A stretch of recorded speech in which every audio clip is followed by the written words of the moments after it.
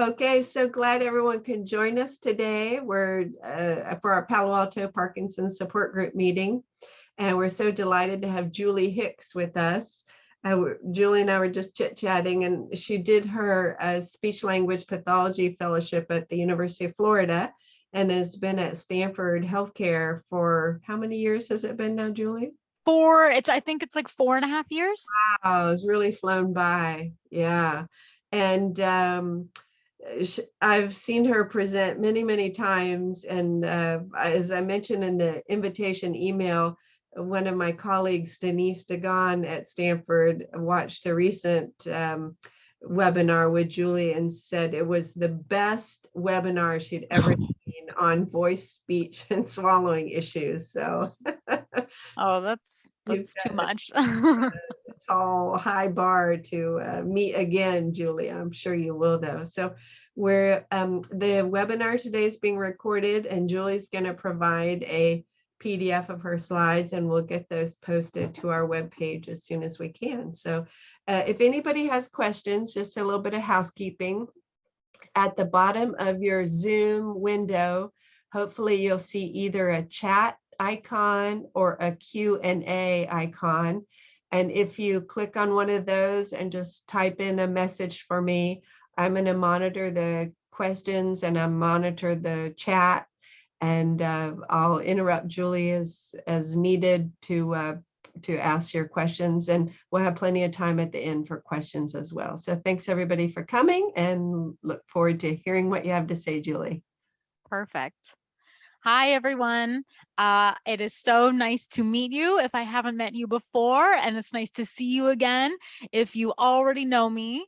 So I hope I can live up to the expectations that Robin and everyone has so nicely set up for me.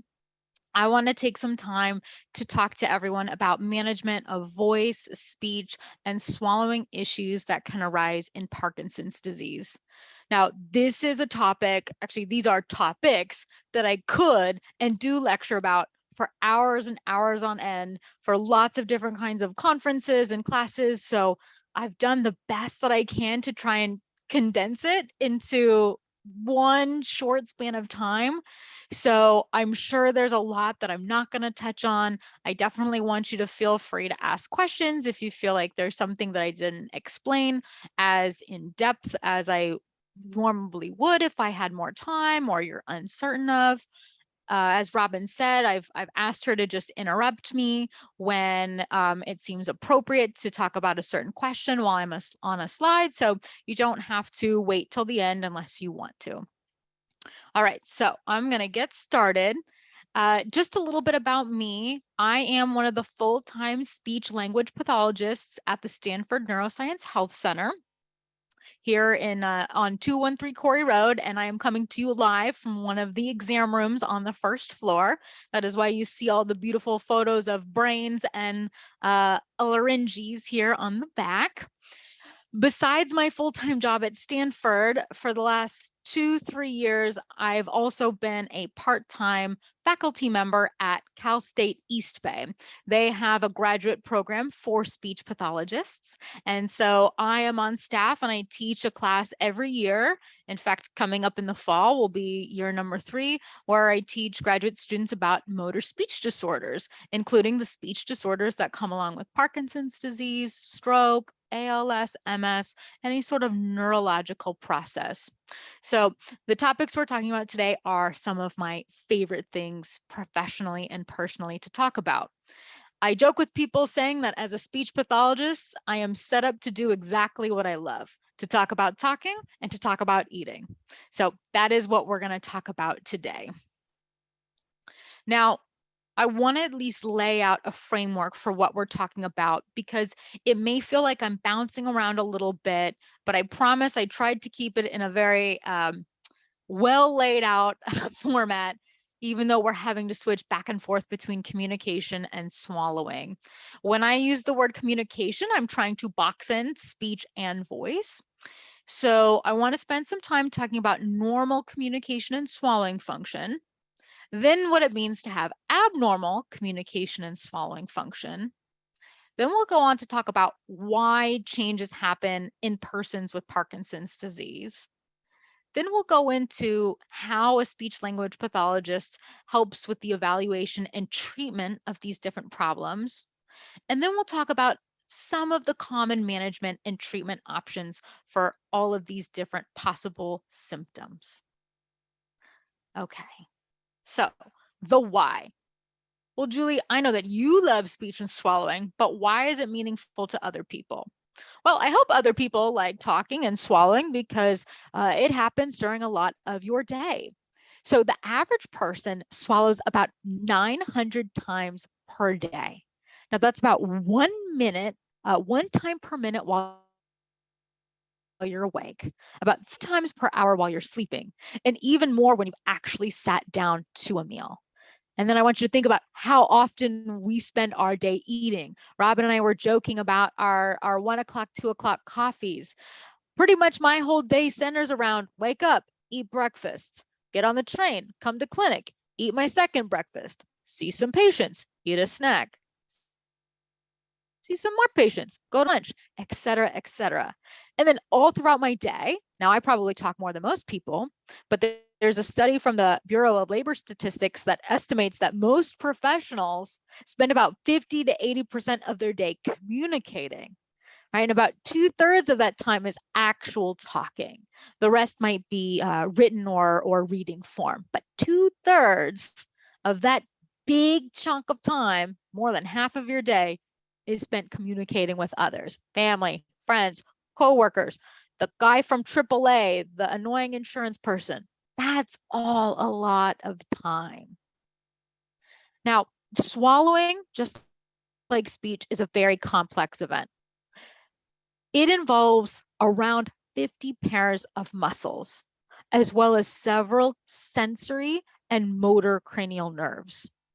It is mostly an automatic process that's controlled by the brainstem, and the brainstem is down here.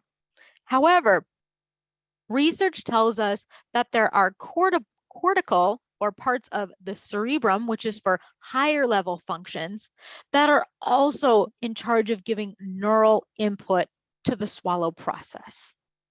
Now, once these areas of our brain decide to get a swallow going, if you will, we then need the muscles in our head and our neck to execute the motor plans that have been created once signals are sent down the pathway from the brainstem. Cranial nerves originate in different portions of the brainstem. Then they need to come down and innervate all these different tiny, tiny, tiny muscle fibers. So it's actually kind of a long way from top to bottom just to get things going to do one simple swallow. So how does it work? We like to roughly break down swallowing into 3 different phases or stages. Now, technically, these stages are intertwined and intermixed, but it's easiest to think about them in 3 different parts just from an anatomical standpoint. So first comes the oral phase, what you do with your mouth. Then comes the pharyngeal phase, what's happening with your throat. And lastly is the esophageal phase, what's happening when food finally goes into the esophagus, aka the food pipe, and down into your stomach. Now, this is a highly sequenced event that can last about 1 second in a healthy adult, longer for someone who has an anatomical swallowing problem, a neurologic problem, maybe they have cancer, maybe they are acutely ill in the hospital. All those different things can change the process. Now, I'm going to play this video. I'm going to try and mute it very quickly because I want to talk over the animation. Okay, there we go. All right, so first I want to outline what we're looking at. This is a person's mouth. This is a person's spine. Here is the nose. Here is the back of the neck. Here is the front of the neck.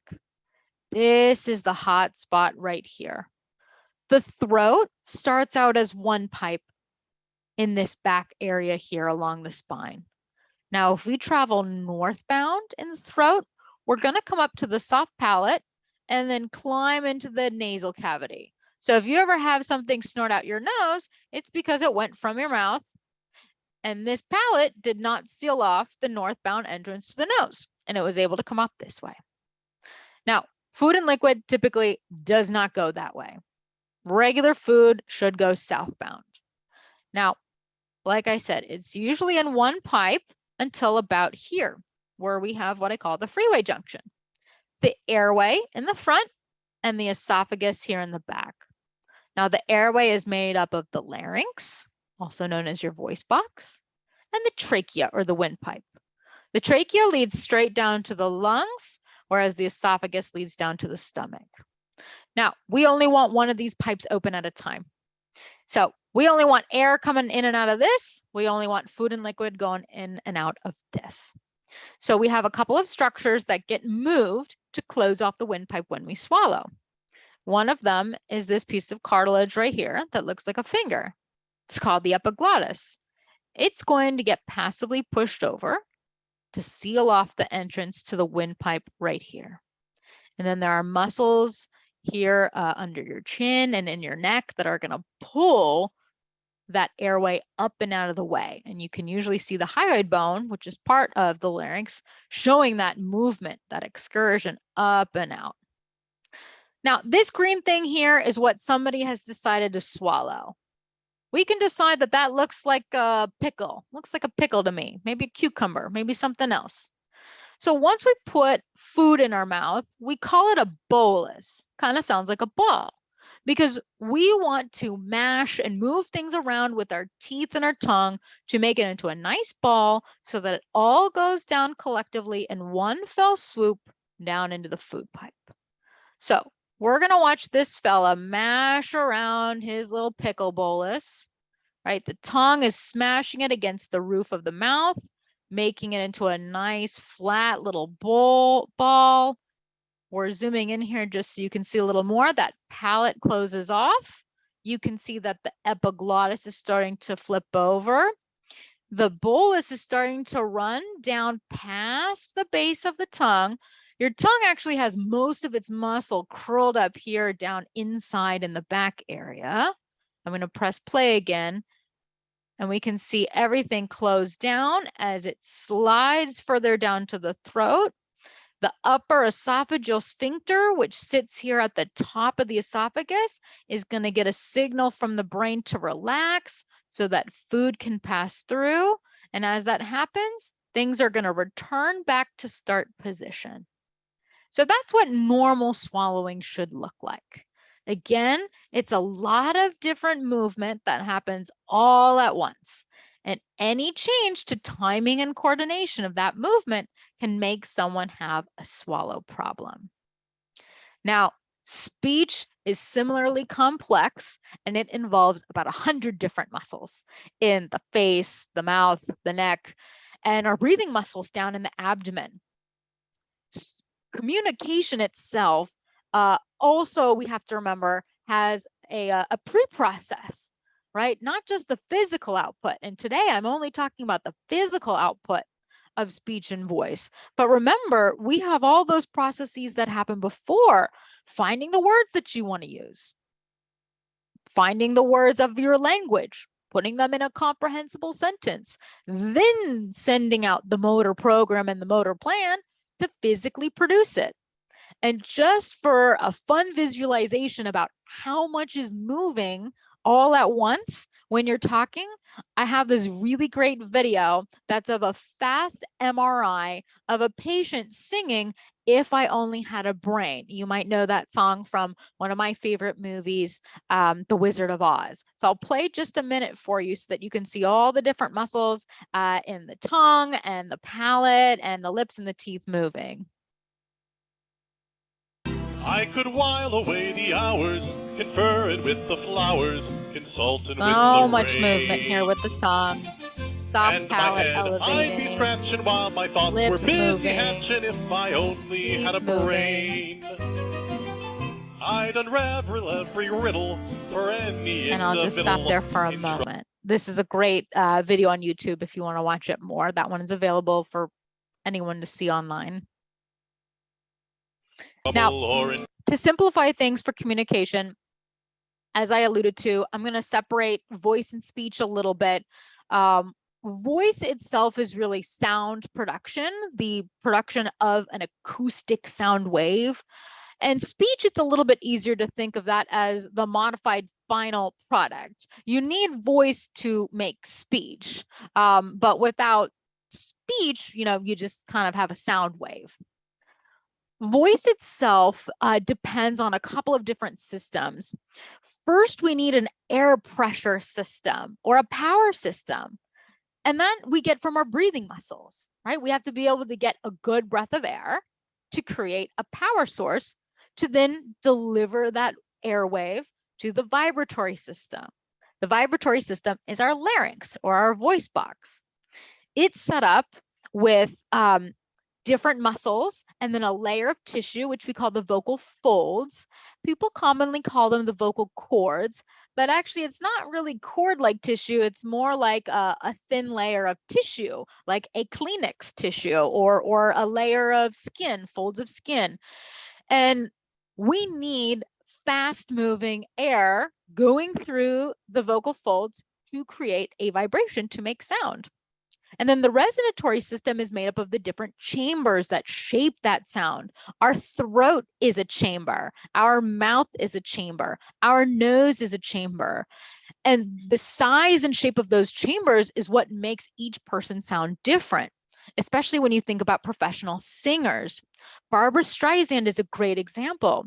She's someone who in early years was teased for the nasality of her speaking voice, but because of the way her resonant chambers are shaped, it makes her have one of the most famous and beautiful singing voices, I think, that is known to the world.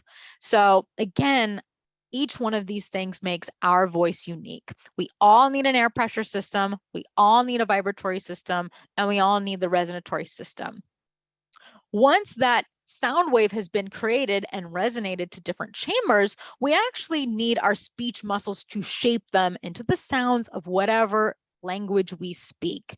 So that can be our palate, our tongue, our lips, and our teeth. Okay.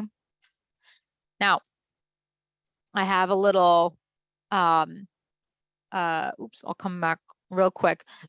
Just to anatomically show you what I was talking about, air pressure system here, coming up through the trachea, vibratory system here, resonatory chambers here, here, and here, and then the shapers here, here, and here. So how does it work? Well, first we need to get air in. If you don't have any air to start, you're not going to get anything. So to take an air in, our diaphragm contracts and expands vertically and outward to lift the rib cage and fully inflate our lungs as much as we can. When we're ready to speak, we're actually speaking on an exhale, not an inhale. And that air is going to be forcibly thrusted upwards through the trachea and to the level of the larynx, right? And it's not, the larynx has our vocal tissue here, and I'm going like this and showing you the windpipe under here, but then I'll kind of show you on this model here. Here are our vocal folds, and here's the trachea down here. We need high pressure of wind to actually cause the vocal folds to blow open and closed to make sound. When we breathe, the vocal folds are open and air can just pass through. But if we want sound, there has to be enough air pressure to make them vibrate. And there has to be high enough speed to cause that vibration. So if we have really low breaths of air, right, we're not going to get good voice. Once we've created the vibration, we of course need that to be again thrusted upward to the throat and the mouth and the nasal tracts. And then we have to position, we have to take the energy and the effort to position the soft palate or the velum, the tongue, the jaw, the lips, the teeth. This is an amusing little video of somebody talking while having an endoscopy done. So this is what it looks like if you were to have a laryngoscopy, which I'll talk about in a little bit, meaning we stick a little camera on what looks like a little cord up the nose and down the throat to get a bird's eye view of your larynx. Now I'm going to come back here, right, and show you just somebody who is talking. Are you? I'm a voice box. Some people call me a larynx. See my two vocal cords moving apart and together as I talk? So here. They come apart so that the air can get through them, and they come together to vibrate and make sound as I exhale. Let me show you.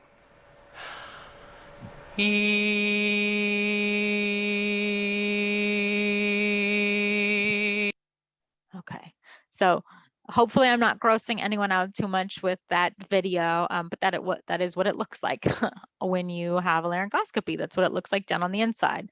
So again, vocal folds go open when we breathe, and then they need to vibrate open and close when we make a sound. Okay, so now I get asked this all the time. What happens when things go wrong? Well, that's why I have a job. I actually like to think of it in a different way. The better question is, well, what happens when things don't go perfectly right? Because swallowing, just like speaking, it requires so many things to be seemingly perfect. It's really easy for it to be off. If we think about eating and drinking, we need good awareness of what you're eating and drinking. Do we have good posture? Are we alert? Are we awake? Do we have good strength and tone and range of motion in all of our mouth and throat muscles? Do we have good timing and good coordination of all that muscle movement and what we're doing? Normal people, sometimes the answer is no. Like you're watching a movie and you get that last sip too much at once. You weren't paying attention. Anyone can have that happen. So it is really easy for something to be off. Now, dysphagia is a term that you will hear. It's a medical term that is most widely used to refer to any kind of swallowing difficulty, abnormality, or discomfort. So why do people with Parkinson's disease often experience dysphagia? Well, I want to think back to what your neurologist probably taught you when you were first diagnosed. Parkinson's disease and other forms of Parkinsonism, they all have some very common primary motor impairments. And you've probably heard these before. Bradykinesia, which is slow movement. And I'm sorry, I have to fix that. Rigidity, which is stiff movement. Akinesia, which is lack of movement. And dyskinesia, extra movement. Well, swallow is movement too, just like speech is movement too. So having Parkinson's disease change how all these different speech and swallow muscles move is the same way they impact the stiffness and the slowness that you have in your arms, legs, your trunk and core muscles. So think about this example. If the lungs aren't able to expand and get a nice big breath, they tend to be a little bit stiffer, right? You're not going to get that full breath of air to power a nice loud voice. Or if your swallow muscles in the throat, the pharyngeal muscles, are a little bit stiffer or slower, right? They're not going to propel things down the throat as quickly or as efficiently as they used to. So you might tend to feel like there's a little bit extra lingering and you take lots of swallows to get it down. Another example could be lack of movement in the face. We need big movement for enunciation, and people with Parkinson's tend to have lack of movement in the face. So everything can start to sound more like this because the face isn't moving as much. Again, Parkinson's follows the same plan everywhere. It's annoying, but it's very predictable. Now, let's go into a little bit more detail about the signs and symptoms of swallowing problems. So if I first just talk about the oral stage swallowing problems, I have a couple of different things that patients can experience or family members can notice. So people may notice that chewing is a little bit more slow or effortful, particularly with solid foods like meat and breads, things that are dense or really hard and crunchy. They might notice that food or liquid or saliva pools out of the front of the mouth, typically one of the corners.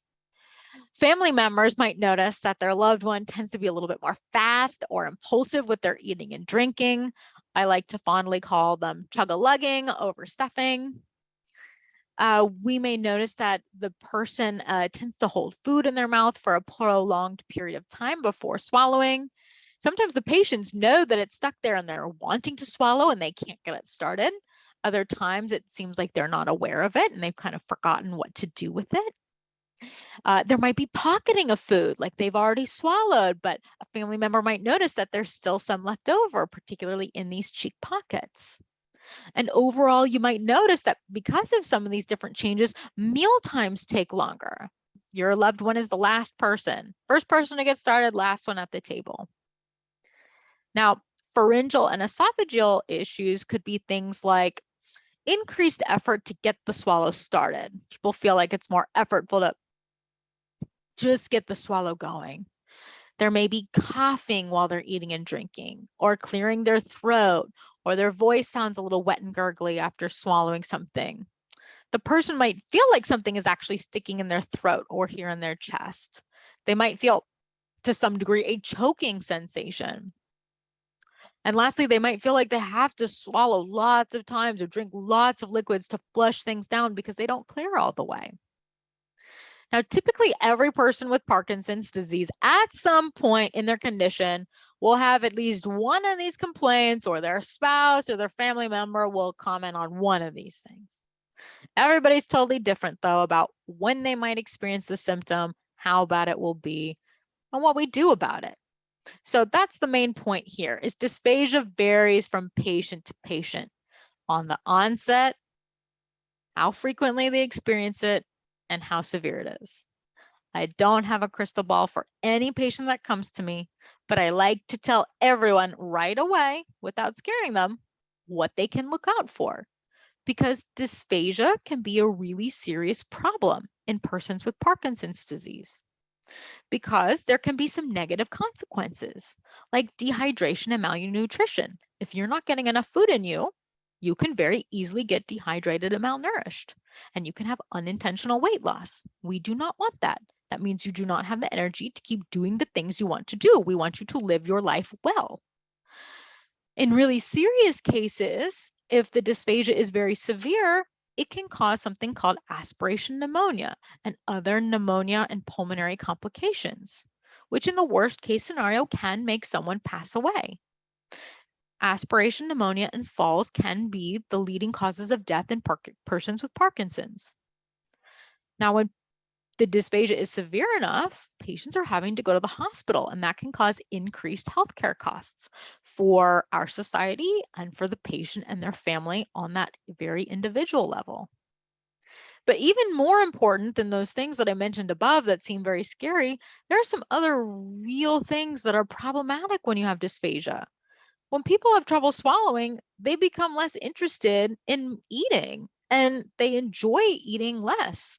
They can feel embarrassed, they can feel isolated, and this leads to overall reduced quality of life, and we don't want that, right? We want people to enjoy that social time that comes with eating and drinking, right? And to still get that good nutrition in them, right? We want food to be a happy thing. You know, we of course want to be cautious and take it seriously, but we still want to enjoy something that's so very grounded in our society and our daily life. Now, we'll jump over and talk about abnormal communication. And there are two terms I want to introduce here, just like I introduced dysphagia, because you might see this in the literature that you're reading about Parkinson's. So you might see a word called dysphonia. Dysphonia is a medical term that specifically refers to disorders of the voice by itself. Phonia here matches the word phonate, which is to make sound. Phonation is the process of the vocal folds vibrating to make sound. Dysarthria is a medical term that refers to the overall dysfunction of one or more of the different mechanisms that we need for speech. It's not just the voice, it's also the breathing, the articulation, your speed of talking, your prosody and tone. It's all things together. So if you've ever seen a speech pathologist, you might have heard or seen, perhaps in my note or their note, the term hypokinetic dysarthria. Dysarthria comes in different categories, and people with Parkinson's disease have a hypokinetic dysarthria. And hypokinetic is referring to the fact that the movement, movement being kinetic and hypo being small. All of the speech problems are based on things being small, breathing movement being small, speaking movement being small, which is making someone hard to understand. So in that aspect, we have a couple of different key signs and symptoms. Number one is the volume or the vocal intensity is low or soft. The patient starts having a softer voice than they used to. Even if they were already a soft-spoken person, it is softer than it used to be. And family members always are having to ask them to repeat and say, what, huh? The vocal quality can also change. It can sound more breathy, it can sound more weak, it can even sound a little more hoarse and raspy. The speed of speech typically becomes fast, and so fast that there might be little sections that are indistinguishable. Now, there can still be pauses, right, where the patient is having to think longer about what they want to say, but when it does come out, it tends to be smushed like this. Articulation can become smaller and blurred, so again, the words don't sound as clear. Prosody or melody and tone of speech tends to sound a little more flat and monotone, and some people may experience a little bit of stuttering. Now, just like swallowing, the communication problems vary from patient to patient on when it starts, how often during the day they have problems. Some people are great in the morning, but they only have speech problems when they're tired at night, and how severe it can get. Now, some of the consequences of speech problems could be vocal pain or discomfort, miscommunications with other people, like miscommunications with your spouse, with your kids, with your boss at work. There are some people who have to retire early or lose their job because they have a job that involves a lot of talking and they can't do it anymore, or they don't want to do it anymore. It's too exhausting, even if they can compensate. Think about how much talking goes on at social gatherings and functions. So people start to be disinterested or withdraw from these types of interactions. They don't like them as much anymore. They feel embarrassed even if they go to them. This can make you feel depressed. This can make you socially anxious and kind of isolate yourself. And again, impede overall quality of life. So what can we do? Well, we got to do something, right? I do not allow any patient of mine to sit there and do nothing when it comes to speech and swallow changes. We want to start right away, even if you don't have too many problems right away. We want you to know what they are and jump on the bandwagon as soon as they become an issue. So that's why we have speech language pathologists, an SLP. Now, we actually have a pretty wide scope of practice. So we help people with speech production and fluency problems, language and cognitive problems, resonance and voice problems, feeding and swallowing problems, and auditory rehabilitation. And we are trained at the master's level to see people across the lifespan. So in my graduate program, I had to learn to treat patients from the newborn and infant range to the senior and an adult range. Now, even though we're all trained to work with lots of different domains and lots of different age populations, people tend to at least specialize between young people and adults. And then within that framework, if you are an adult SLP, you have many SLPs that tend to be generalists, and then some of us that are more specialized. So for example, I am someone who is highly specialized in working with patients with neurological conditions like Parkinson's disease. And I was lucky enough to have that because of the way my master's program was set up. There are programs that have medical tracks for the speech pathologist going through their program, where that's what they concentrate on and that's what they do their internships in. And so when I was at the University of Florida doing my master's, I spent all of my internships at UF's movement disorders clinic, at the cancer clinic, on the inpatient side, doing everything adult neuro. But not every speech pathologist can be that highly specialized. So it's something to know. Now, a physician can refer a patient to see a speech pathologist for communication and swallowing problems, just like they put in referrals for physical therapy and occupational therapy. When it comes to swallowing and swallowing evaluations, SLPs have about 3 different types of evaluations that they can do with a patient. And I'm going to talk about each one in a second here. There's a clinical swallowing evaluation, a modified barium swallow study, also called an MBSS, and a fiber optic endoscopic evaluation of swallowing, also called a FEES.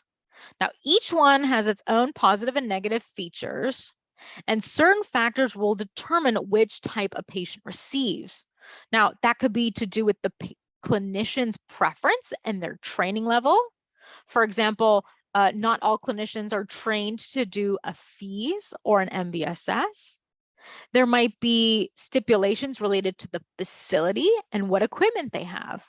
To do a modified barium swallow study and a FEES, you need equipment, whereas a clinical swallow, you don't need as much heavy equipment.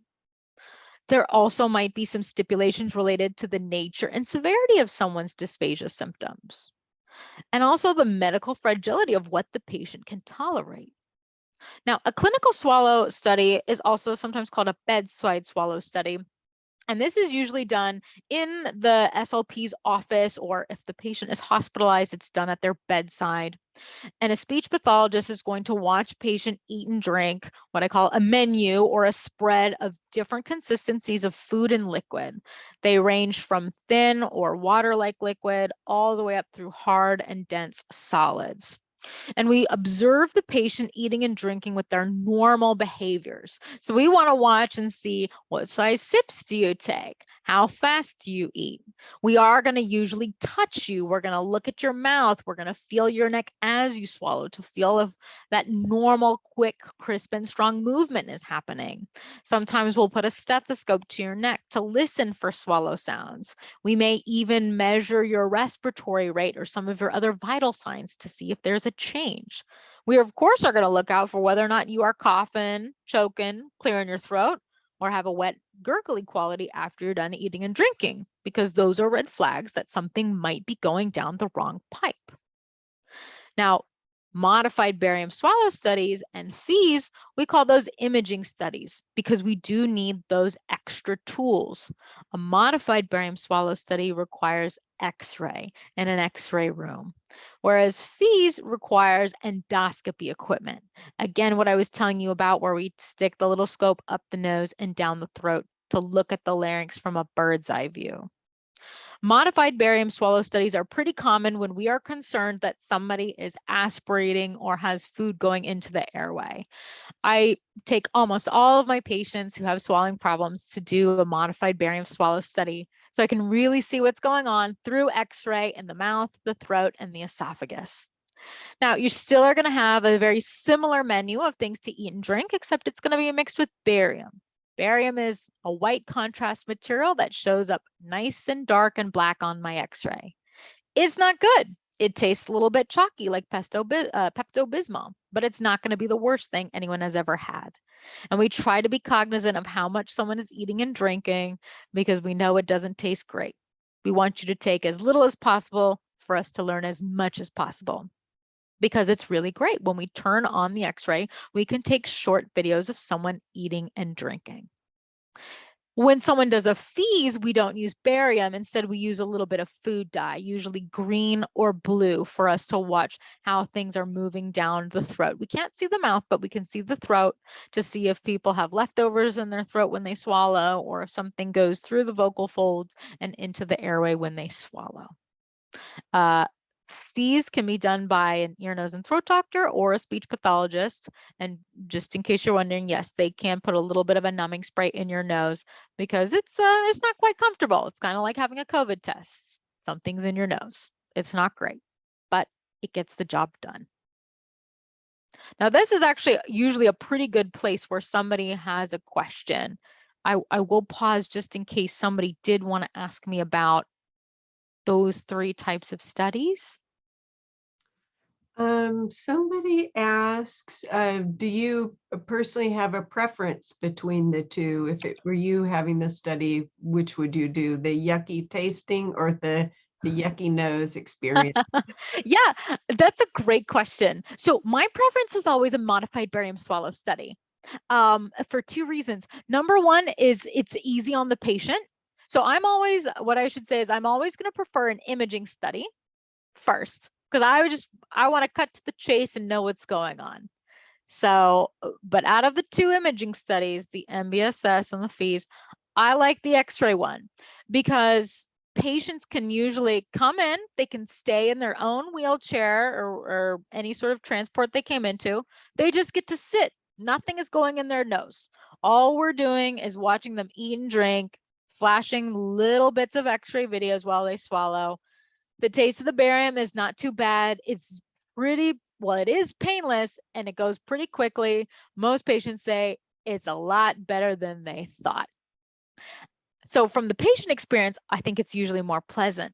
But then from my perspective, I like it because I get to see the mouth, the throat, and the top part of the esophagus.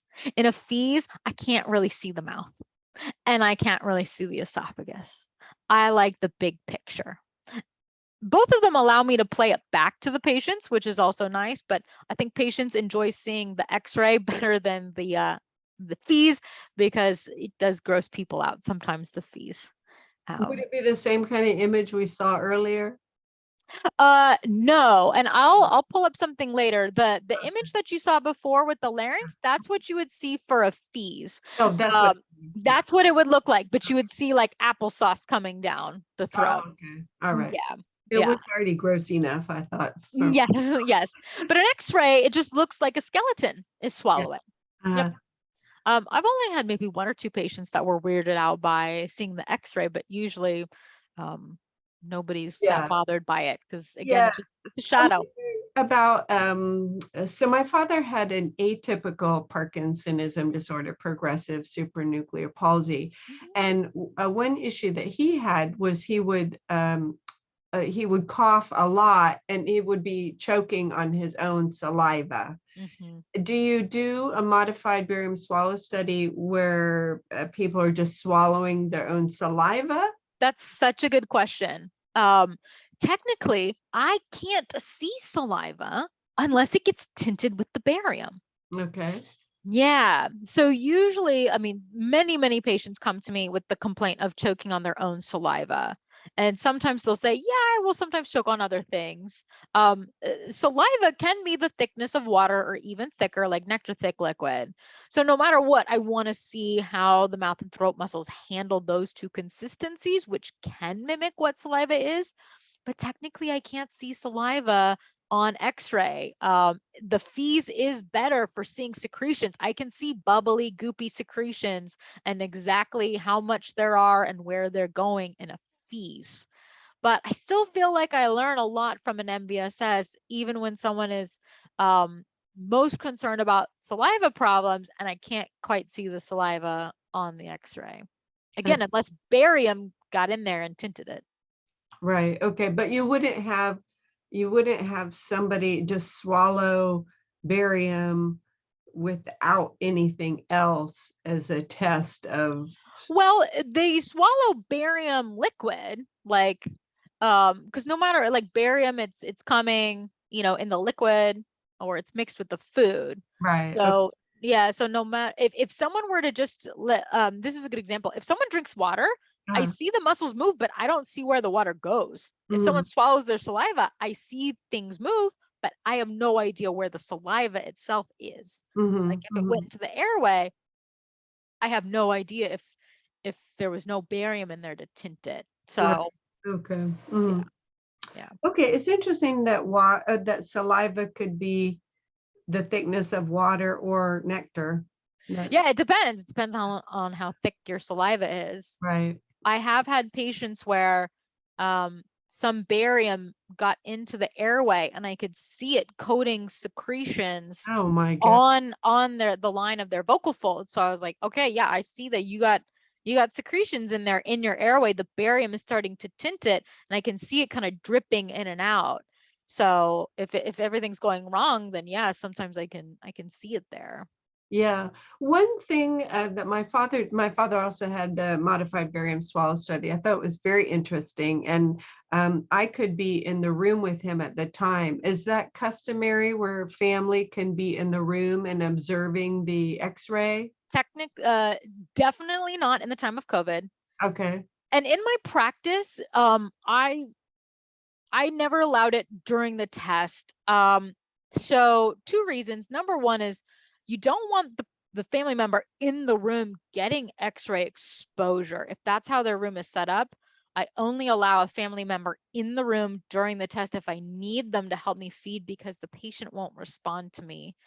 Some radiology wings or rooms have a setup with a wall that has a window.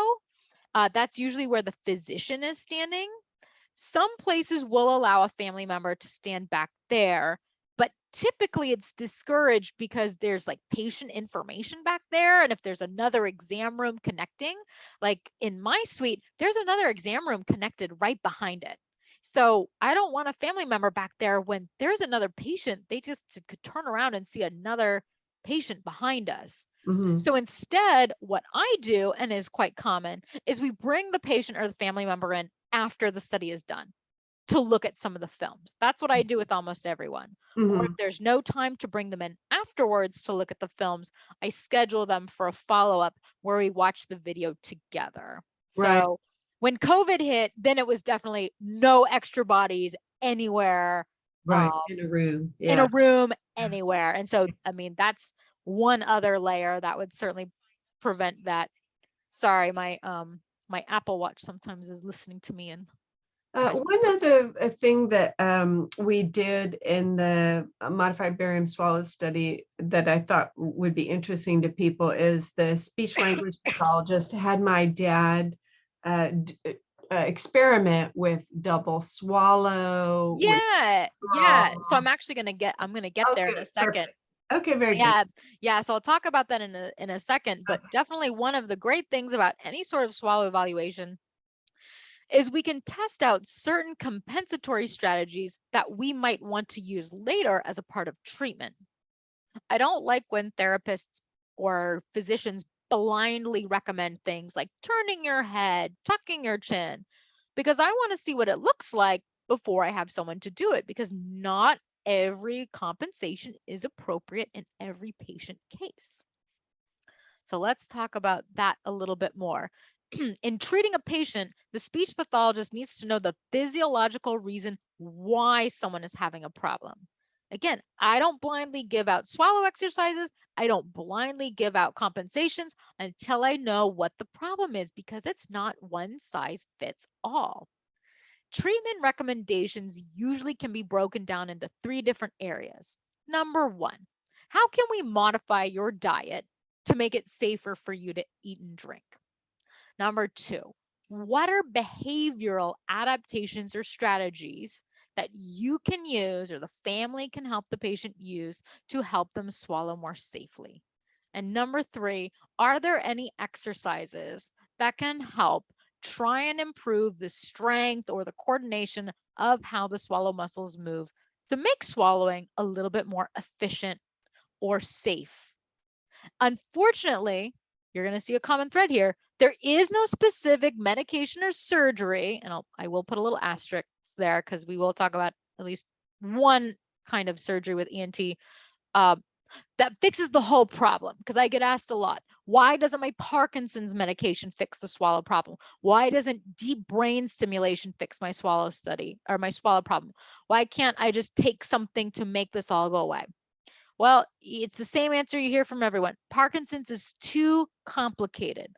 Like I told you, swallowing is modulated by multiple different areas of the brain, just like speech. So one surgery, one pill cannot fix the whole problem. That's really involving multiple parts of the brain, multiple cranial nerves, multiple muscles. So instead, you're stuck with me and what other speech pathologists can provide to treat the problem. Can't cure it, can't make it go away, just treat the symptoms. So let's talk about diet. I never want to be called the food police. I never want to tell anyone what they can or can't do in their own home. And many patients choose not to listen to whatever I say about what they do in terms of what goes on their plate. However, I can give you some guidelines. So first off, there may be certain consistencies of food or liquid that need to be altered. They may need to be avoided, or in the worst case scenario, eliminated. Like for some people, they just need to eliminate steak because it causes them to choke every single time they need it.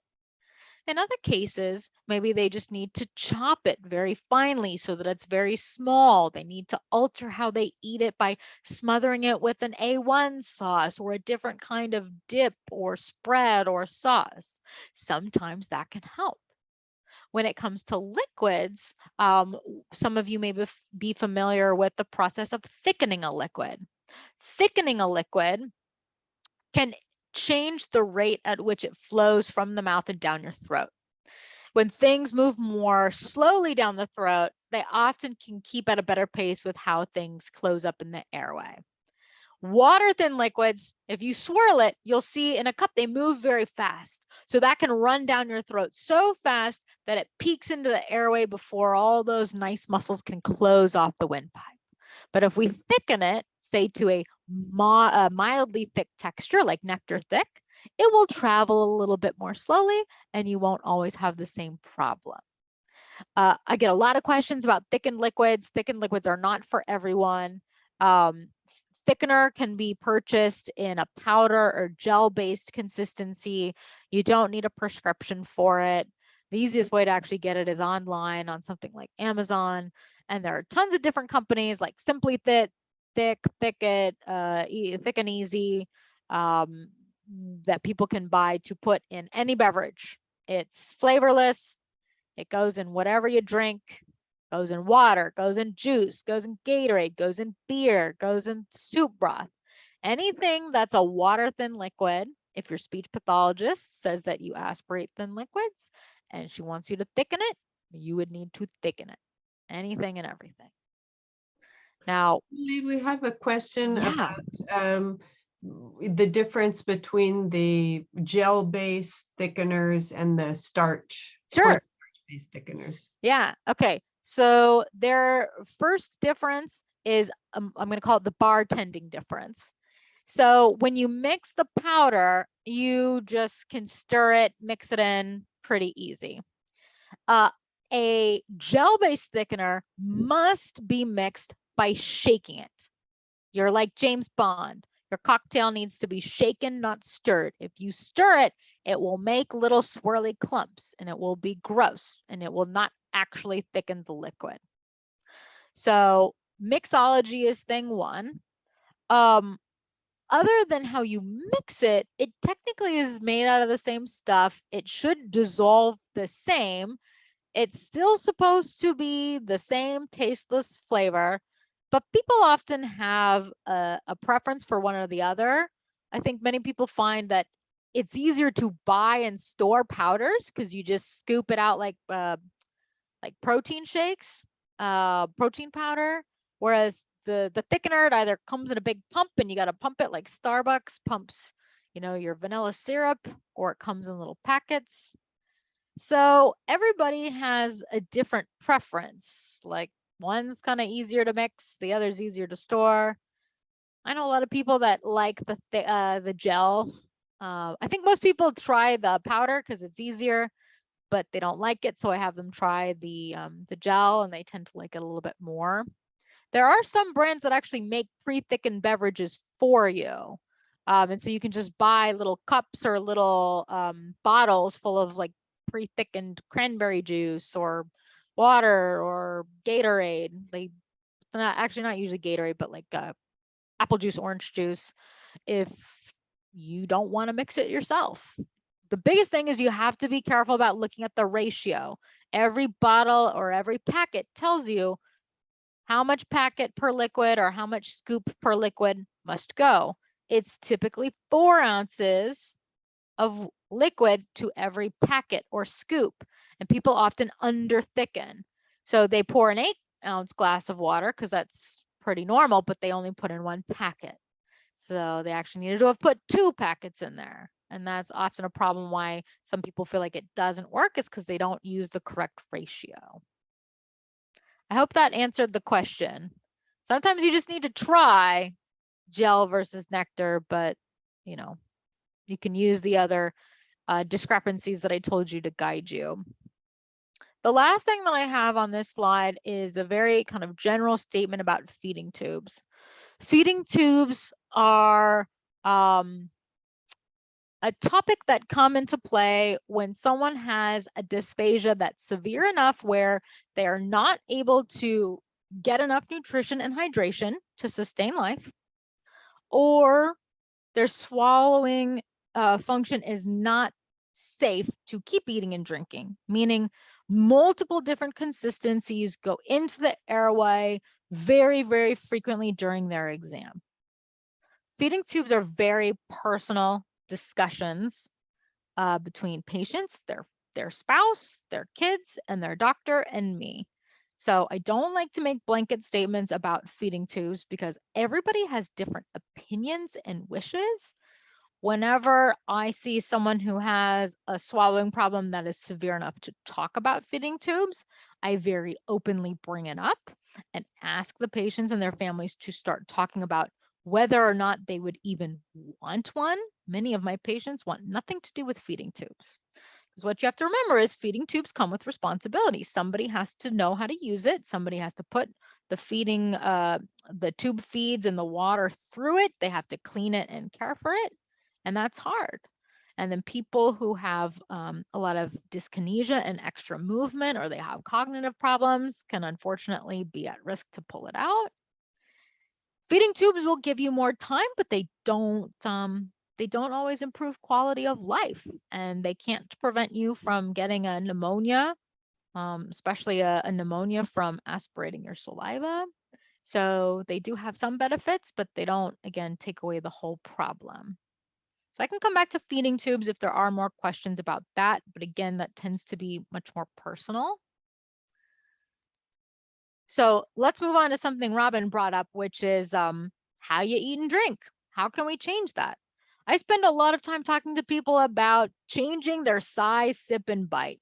For so many patients, they are only having liquid go into the windpipe because of how big of sips they take. And not everybody realizes it until I show them how full their mouth is of the black barium on the screen.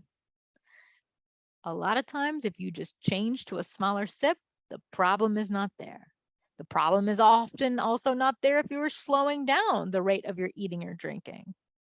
If somebody has a lot of extra residue in their throat, the problem is often solved by chewing more thoroughly, taking a wash of liquid to help flush down the pipe.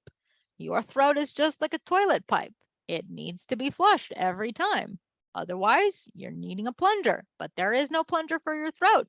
Well, there is. It's called the Heimlich maneuver, and I don't want anyone to have that. The biggest one is taking pills all the time. If I had $1 for every time my Parkinson's patient said, "Oh, my pills stick," and I'm like, "Okay, well, how do you take them?" "Oh, I take them with water." And then, "Well, how many do you take at a time?" "Well, I take the whole handful and I go like this." And I'm like, "Dude, you have Parkinson's. You take like 10 pills. Your throat is usually the size of the fattest part of your thumb. That's not very big, and you just shoved 10 pills in there? That's your problem. You don't need me. You just need to change how you're taking your pills." Oftentimes, water isn't strong enough to flush down really big, heavy pills. You need something that's more of a strong semi-solid, like yogurt or applesauce, or even a nice thick shake can push it down better if the water won't wash it down. Sometimes that solves the problem. Then there's changes to your posture. Now, I always want people to be upright as best as they can, and maintaining a neutral chin. The biggest thing is avoiding any sort of head tilt backwards, right? This is opening up the entrance to the airway and making it so much easier for food and liquid to fall in without your control. Having a chin tucked position can be a good preventative strategy. Now, many of my patients will naturally come into this kyphotic position. This is actually not always a problem, right? Because it's sometimes assuming that chin tuck position that I like, but that's why I always check, right? And I'll have people that are totally folded over, and I'll say, "Let's check." I'll check them upright and I'll check them folded over to see if there's any difference. Sometimes we're also turning our head to see if one side swallows a little bit stronger than the other. Again, different things can be different tricks that help. And this little picture down here does talk about some adaptive types of drinking items.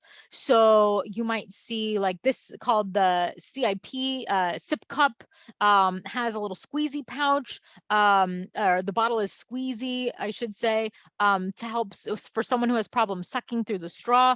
If you have a little more strength in your hand, that can help you get the liquid up a little bit easier. The Provail Cup is a cup that's designed sort of like an adult sippy cup. It only lets you get 5 or 10 cc's of liquid out at a time. The Safe Straw is a little adapter that goes on a regular sort of plastic straw that's kind of like your finger pinching things off. It makes it hard to slurp really big sips. TheraStraw is pretty similar, and this other cup right here is also similar at just adjusting how much liquid you can get out. I forget its name. It might be a nosy cup. There are some cups that allow more room for your nose, but there are different types of cups and straws and devices to control your sip size, because like I said, that's often one of the biggest problems. Now, swallow therapy, therapeutic exercise. This is the one where I have to emphasize swallowing exercises can be helpful, but they're not for everyone and they don't make things perfect. I love being able to give them early on in somebody's disease course, but later stages of Parkinson's, not everyone can learn them and they aren't always doing much. And people with Parkinson's disease have so many exercises. Your physical therapist gave you some, your OT gave you some, I gave you some for speech. And now when it comes to swallowing, I'm not going to always give swallow exercises if they're not going to make a difference. So again, everybody is different. And then we always tailor them to what the physiologic problem is. Is it a problem with the mouth or the throat muscles? Is it airway protection problems, or is it efficiency? And then we tailor the exercise program to the person based on how intense they can do it, like how many repetitions can they tolerate in a day, how often can I do it. If I can get away with it, I want my patients to be doing their exercises at least 5 days out of the week. The duration doesn't always matter, but it's getting in the number of reps that I've asked for each time. It may take certain people longer, but just, I say just get it done. One really important thing about swallow exercises is the outcomes are not always visible on the outside, kind of like speech exercises are. Sometimes we only see the changes on a modified barium swallow study. And then it's for certain people at certain points in the disease, our goal is sometimes just maintaining. The swallow study doesn't look different. We're at a point where we can't really make improvements. We just want to maintain. And maintain is a big word because it goes for PT exercises, OT, and speech. You must maintain for upkeep. If you want things to stay good, you have to keep doing them. Now, a couple of quick things. Drooling and vocal fold immobility in severe cases, I can't fix it alone. I need help from my ear, nose, and throat doctor or an ENT. So when someone has drooling that's very mild, I usually just talk to them about some behavioral fixes like sucking on hard candy or chewing gum, which keeps the mouth moving, keeps the saliva moving, helps perpetuate a normal swallow cycle. Because people with Parkinson's aren't overproducing saliva. Their brain isn't sending the signal to swallow the saliva, once a minute, like pretty much every normal person does. So instead, they skip a swallow and then they just tend to build it up and they don't realize that they've built up too much until they start overflowing. When drooling is happening all the time and it's very hard to manage, then we want an ENT or a neurologist to try Botox injections to the salivary glands. This can help block how much saliva is actually being produced, and it can be pretty helpful. But the thing is it needs to be done every 3 to 4 months to get continued benefit. And I'm sorry for that picture, it is a needle in the side of your neck, just like you may get Botox for dystonia or other Parkinson's symptoms. There are also medications that can be taken to prevent secretion production or to kind of dry you out. But that's the only catch, is sometimes it may dry you out a little too much if you already have dry mouth, because you can have drooling and dry mouth at the same time. These medications aren't always as helpful. And your doctor, of course, has to make sure that some of these medications don't negatively interact with any other things that you're on. So neither is a perfect fix. And I tell everyone there is no perfect fix for drooling. This is probably the complaint that everyone hates the most, and there is no good fix for at this point. The other thing to bring up is if somebody has vocal folds that are paralyzed or weak and it's causing a swallow problem, like you can't close them all the way to protect your windpipe, ear, nose, and throat doctors can do some injections or surgical procedures to help close them up. And this will also pertain to voice problems too. So you'll see some of that information repeated here. I do want to move on to communication, just since I'm running low on time here. To evaluate your speech, we need to hear you talk, just like your physical therapist needs to see you walk. So we'll often look in your mouth, test cranial nerves in your face and your mouth, and then we will make you complete some different speech and non-speech tasks to see how each of those speech mechanisms, like the breathing system, the larynx system, the mouth system, are all functioning. So here's an example. If I want to see how someone's breathing system is working, I'm going to make them do something where they take in a big breath and they hold out as long as they can.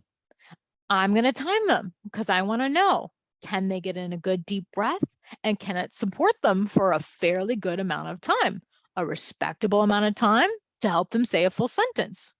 If they're only able to hold out their for, 5 or 8 seconds, that's telling me, woof, they're not getting, the reason they're trailing off when they're talking is because their breath support isn't good enough to last them a full amount of time. We need to do some breathing strength training and coordination exercises to help them have better power for their speech. Now, if I'm worried, again, that there might be something else going on in their larynx, like their vocal cords don't close all the way, or they sounds like they have a lot of extra muscle tension, I'm going to have the ear, nose, and throat doctor do a quick scope just to make sure the larynx itself looks okay. But otherwise, I can find out most of what I want to know just by listening to someone. Again, once I know which systems are problematic, I know what to treat.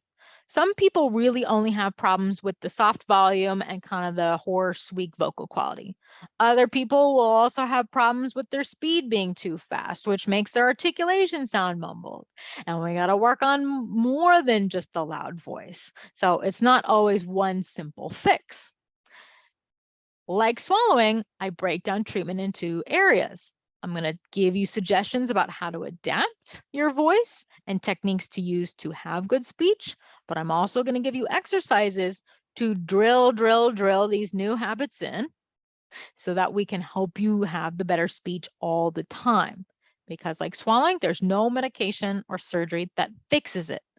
Patients have to train their voice to use these strategies all the time. Because a number one complaint I hear is, why is my husband or wife's speech good in therapy, but then bad at home? Well, I force it out of them. I make them do it for 45 minutes the whole time they're with me. And then I hope that they will carry that mindset on throughout part of the day and keep doing it. But I can't make anyone do it, right? We hope that by doing it repetitively over a long period of time, we can make that new habit. So, what are some strategies that we talk about? Well, first we can change how you, the patient, talks. First things first, you got to be upright when you're talking. The breathing system is like a hose. If your hose is kinked, are you going to have good airflow to get good sound? No. Your voice is going to go down into your lap and not out to the other person. If you are not taking a deep breath every time you start, you're going to have a very shallow pool of air and your voice isn't going to sound good. If you don't pace yourself one word at a time, people may not be able to distinguish each word. So you need to usually make sure you have a good, even pace. Sorry, guys, I've got something popping up here. We want to make sure someone's mouth is nice and open and exaggerated so that each sound can be its best clarity. I want my patients to always say the topic statement first so that everybody knows the context of what they're talking about. We, of course, want you to directly face the person you're talking to. People with Parkinson's disease tend to be in the 60 and up club. Guess what? Hearing loss is a reality, whether it's the patient or their spouse. And again, if I had $1 for every time I heard, well, my speech is soft, yeah, but you can't hear and you don't wear your hearing aids. Okay. So you got to speak up. You wear your hearing aid. You look at each other. That's the problem fix. Look at each other. Turn off the background noise. That will help. And make sure you're planning conversations when you're at your best. Here's the thing about changing how everybody else listens. Like I said, turn off the distractions and the background noise. Ask your loved ones closed questions so you can anticipate what they're going to say, like yes or no, or multiple choice questions. You should always repeat portions of their speech that you did understand. It's so disheartening for your loved one who has Parkinson's to just only hear, huh, what, I didn't get it, right? You probably got 1 or 2 words. Let them know which words that you did get. And if you really didn't, then you want to give them constructive and supportive feedback like, hey, babe, I hear you're trying to tell me something about dinner, but I didn't get it. Are you trying to tell me where you want to go? Are you telling me you want in and out? I hear like your voice is loud, but you're going too fast. It's blurred. Can you just slow down? Right? That's good constructive feedback instead of just saying, I can't hear you, speak up. Right? We always want to be constructive and supportive, even though we appreciate that it's aggravating for you to not understand and to have to ask to repeat all the time, just as it's aggravating for them to have to hear that negative feedback all the time. Speech exercises, I always want them started early, and they are there with you for your whole disease life. You don't get to get rid of them. They need to stay there all the time. If I had my way, all day, every day, but at least 5 days a week, right? You should be spending probably at least 30 minutes doing your exercises, unless you choose to space it out a little bit longer. Maintenance is required. Use it or lose it. You will not form a good habit if you don't do it repetitively over a long period of time. So many of my patients will do, a series of speech appointments. Maybe they do 10 visits, maybe they do 16 visits, right? And they're so great. And then each month that comes by, lose. 6 months later, I get another referral. I hear, oh yeah, Bill fell off the bandwagon. He needs to come back to, refresh. And we're happy to refresh. But it's all in your court. Once you learn the exercises, they typically don't change, and you got to keep them up. Now, there are lots of different treatment options for speech and voice and Parkinson's. There are a few that have some trademark names. You may have heard of Lee Silverman Voice Therapy, also called Lsvt Loud. That's a trademark program where the speech pathologist does have to get certified, and then they have to do that program in a very specific way. 4 sessions a week, each for an hour for 4 weeks. So 16 visits all in one swoop, no changes, no accommodations. The homework is always prescriptive and the same. So it's a very intensive program, and it can get really good results if you need a big bang for your buck right away, but it doesn't always work so well about having longevity. And it doesn't always work so well if you can't come to a clinic that frequently, if you're overwhelmed by getting a lot of homework all at once. So there are pros and cons to Lsvt. Same thing to the Parkinson's Voice Project, which has their Speak Out program, which is very similar. Lsvt focuses on the mantra of speak loud, whereas Parkinson's Voice Project's program Speak Out is more about speaking with intent. And then you have respiratory training programs like EMST and IMST, where we're really just working with resistance training devices just to train the inhale and exhale breathing muscles to have good power for speech. I find that most patients do best with a combination of everything, having a little bit of strength training and doing a little bit of that behavioral voice training that you do in something like Lsvt Loud and Speak Out. I'm a fan of a little bit of everything. Now, ear, nose, and throat will help us again if someone has some vocal bowing or tissue loss related to aging. where their vocal folds don't close all the way or they get extra tension. So sometimes I need their help. But again, even though the ear, nose, and throat doctor can help with some of their procedures, we both agree, the physician and I, that you still need the voice therapy to maintain and help with, you know, the other mechanisms, because your speech and your voice, yeah, we might fix your voice, but we need the speech itself to still be good.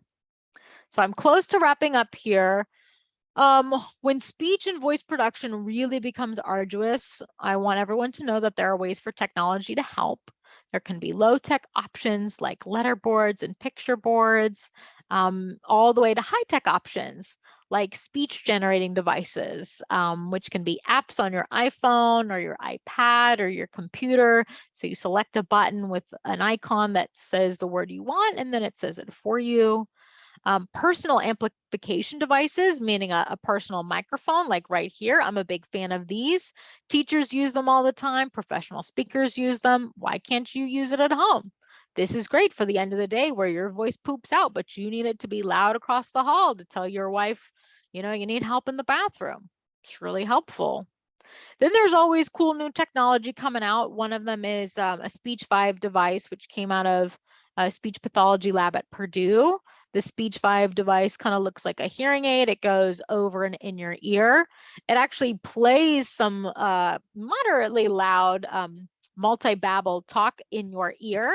And because you're hearing that background noise, you automatically talk over it. It's called the Lombard effect, where we naturally talk louder when we perceive there's noise behind us. So this is something that's kind of a new piece of technology that patients like. The only catch is this isn't approved by insurance just yet. So anyone who wants it kind of has to purchase it independently. That's something I kind of talk about with patients, again, on an individual basis. But it's an example of cool technology that's coming out the more time that passes. So all in all, you know, I want you guys to know that, you know, speech and swallowing changes are frequent and can be disabling in persons with Parkinson's. So we need to talk about them. And almost everyone with Parkinson's will experience symptoms of any one of these three things: dysphonia, dysarthria, and dysphagia at some point in their disease. But the onset of when they start, how they progress, and how severe they'll get, it totally varies. You've heard that saying ad nauseum, I'm sure. You've met one person with Parkinson's, you've met only one person with Parkinson's. But it's true, everyone who walks through my door is totally different. And so the treatment that I give them is totally different. And SLPs really play an important role in managing these progressive communication and swallowing changes. Evaluation and treatment options are specific to you, the facility, and the therapist that you see. It's great if you can work with a speech pathologist who has background in neurologic patients and has experience with Parkinson's. That can be really helpful so that they understand what's going to happen for you. It's not always possible depending where you are. So that's why I want to empower all of my patients and their family members to know what to ask for in case you only have one option. Now you know. But the main thing is there is hope. We can't cure the problem. You already know that, but there is a lot we can do that can help manage the symptoms. All right, so I did try and put together some resources here about speech and swallowing, things from the American Speech, Language, and Hearing Association, National Foundations for Swallowing Disorders, Parkinson's Foundation, things from our website. And I'm happy to take some questions. I'll stop sharing. Great. Thanks, Julie. That was very interesting. We have a few questions. Okay. I'll just read them. Sure. One says, I'm looking on the App Store and I don't see anything. Do you know of an app or a device like a tablet that can help my wife with ataxia and expressive aphasia and dysarthria to be able to thumb tap words like move me, right, left, pain, diaper, etc.? Is there a medical device like this? Yeah, so there, so you just brought up like a lot of different communication things when you said aphasia, dysarthria, ataxia. So those are multiple different things. Yes, there are apps. There are a couple. Let me just share my screen here in a second. They can get quite expensive though. So what I want you to know about apps is the more that's on the app, the more expensive it gets. And usually insurance does not pay for it if you are downloading it to your own device. One that I like a lot, is, sorry, I'm trying to get out of here. It's got a funny name. It's called Cough Drop. And I like Cough Drop because it can go on tablets, computers, and personal devices. I'm going to share my screen here. And they still have the 2-month free trial. And then you can kind of choose how much you're paying. This is probably the cheapest because I think you can go like month to month. Yeah, $6 a month, or you do kind of a lifetime. Okay. Yeah, and again, it can go on multiple devices. So this is really helpful. You're getting all these different icons to tap with the words that you're talking about. Many of them will come with pre-populated words and phrases, and then other times you, the family member, can create the button. Another one that's been around a long time is called Proloquo2Go. That's how it's spelled. But this is the one that's it's kind of pricey. Okay. But it's been around for a long time, and it is good. It is good. Great. Okay. Somebody says, can you discuss sneezing or coughing that causes closing the air passage through the nose? Does that make any sense? Having a coughing or choking fit such that you're unable to deal with it, and Sure. Okay. Yeah. So I think I know where this is going. Okay. So people with Parkinson's disease over time have two things happen to cough function. Now, cough is the body's natural response to ejecting something from the airway that does not belong there. So it could be food or liquid. It could be particles of cigarette smoke that your body doesn't like. It could be really hot pepper that you've breathed in because, I don't know, your husband started cooking a really peppery steak and didn't open any windows. So cough is actually normal and should happen to get things out of the airway. When you have Parkinson's disease, because we know that breathing muscles become more rigid, coughing becomes less efficient. It takes more cough and longer cough to clear things. And then we can also have changes to how easy it is for us to sense the cough. We can become less sensitive to coughing or even more hypersensitive. So if someone has a little something go down the airway, people are going to have what we think of as a bigger cough fit, because I can just go and I kick that bad boy out, but I've got really strong breathing muscles, right? And cough muscles. Someone with Parkinson's is going to have to do and the more we cough, the harder it is to sometimes catch our breath in between that series. So one thing I can tell patients is when you feel the urge to cough hard and cough strong. Take in that big breath and try and do a bigger, stronger cough. That's a little bit more easily said than done. We don't really have anything to help someone cough better at this point. There is a lot of research being done on that, but we don't quite have cough therapy and cough training just yet. So, what I say is, like, if your loved one is coughing, like, you have to, let them go through the motion of coughing. If it looks like they need the Heimlich maneuver because their airway is obstructive, please give them, life-saving support by giving the Heimlich maneuver or resuscitation if they truly are obstructed and they need it. But, cough is something where, it's going to take a while for them to catch their breath. As long as they can still breathe, they're okay, but you may just need to give them time, may need to give them a little water to flush things down. It's a tough one. Okay. Would that EMST, the expiratory muscle strength training device, would that help with cough at all? It does. Yeah. So it does have research has shown that it does have improvements for cough outcome. So yeah, that's I do enjoy giving a lot of my patients EMST because it has research outcomes supportive for speech, breathing, coughing, and swallowing. So I like something that gives me bang for my buck. So it's helpful, but it doesn't fix the whole problem. Sure. Okay. All right. There's another question. Let's see. I'll just read it again. Sure. Sometimes I'm eating something so fast that it seems to get blocked up in my throat. And all I can do is rest and let it ease itself down. So what do? Well, it sounds like you already know part of the problem was you were eating too fast. So that's problem number one that I'm going to point out. Prevent the problem. I'm worried that if you were going so fast, you did not fully chew what you were eating. You might remember that I said the swallow pipe, the throat, is actually quite small. Take your finger, make a circle around the fattest part of your thumb. Pull it out. That's the size of your throat. Mine's about the size of a quarter. If I didn't chew my bite of hamburger enough to fit through this, yeah, it's going to stick. And I'm going to have to wait until my swallow muscles can either push it down or it slides down. Or maybe I chewed it up, but I just kept putting the next bite and the next bite. And guess what? I've filled this up all the way. So yeah, again, I got to wait until it comes down, or I take a sip of liquid to wash it down.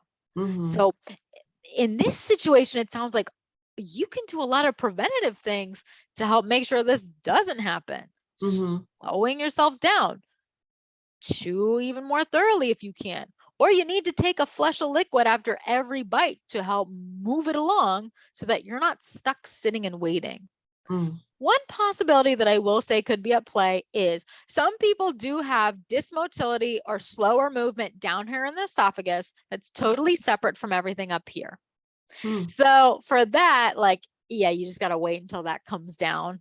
And that's something I can't control. No swallow exercise that I give can control how things move down the esophagus, because that is a smooth muscle. It is not trainable, whereas skeletal muscle here is trainable. So sometimes if it's esophageal dysmotility, you got to talk to your GI doctor. I can't help. Okay, very good. Somebody says yes to moisturizing the throat. Yeah. Maybe as you suggested, the swallow. The liquid washes. Yep. Yeah, that'd be very good. Okay, does anybody else have any more questions? I think I've asked all the questions that have come in. One thing, you mentioned that swallowing issues are a common cause of death, aspiration pneumonia. It's true. What about choking? Is choking a very common cause of death for people in Parkinson's disease? So I don't think it's any more significant than the general population. Okay. Yeah, I think I feel like in my, basic life support classes, like it's often just normal, regular adults. It's often like in the videos, they show you like a bigger adult male.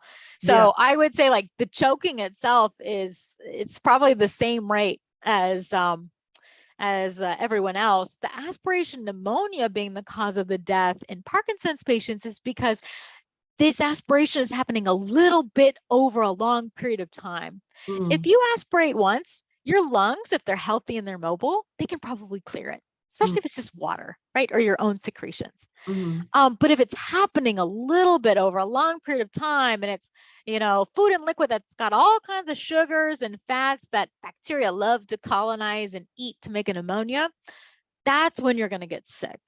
And again, not every pneumonia will kill you, but if you have pneumonia bad enough and long enough, then yes, it can. Just like we have lots of normal adults that pass away from pneumonia in nursing homes and their homes. So it's pneumonia itself that causes the death. But in Parkinson's, it's not just community acquired pneumonia. It's also the one your body is giving itself from the swallow problem. Okay. So in general, secretions by themselves wouldn't likely cause aspiration pneumonia, but it's secretions. Yes. Well, what I'll say, I'm going to put an asterisk to that. Okay. Clean secretions. Okay. Shouldn't really be just like water. Clean secretions, you can reasonably with healthy lungs clear.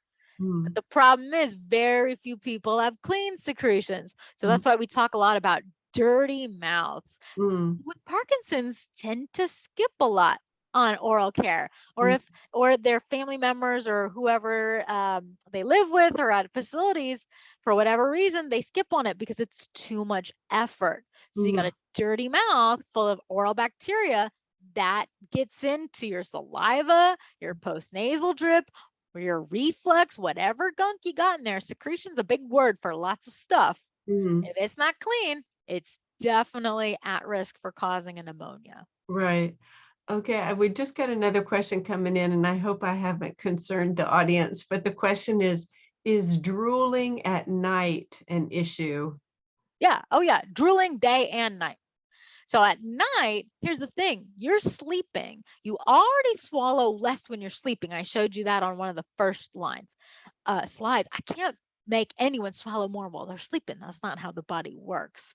But what we can do is we can try and set you up a little bit better to have the swallowing at least go down better than before. So what I will often suggest is that people try and prop themselves up a little bit. If you're sleeping flat at night, it's like you're in you got a slip and slide there. So things can just pool down and just slip right into the airway. If you tilt yourself up a little bit, I know it's not comfortable, that's at least gonna help try and angle it the right way so that you're less likely to drool it out or cough on it.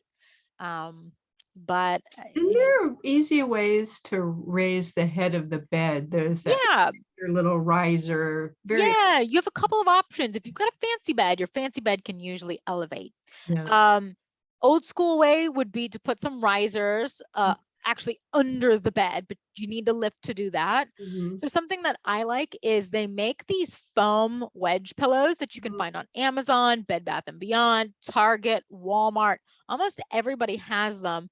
And what you do is you put that up by where your pillows are. Everybody says, oh, I already sleep with a lot of pillows. I'm fine. I'm like, have you looked at your pillows after you get out of bed?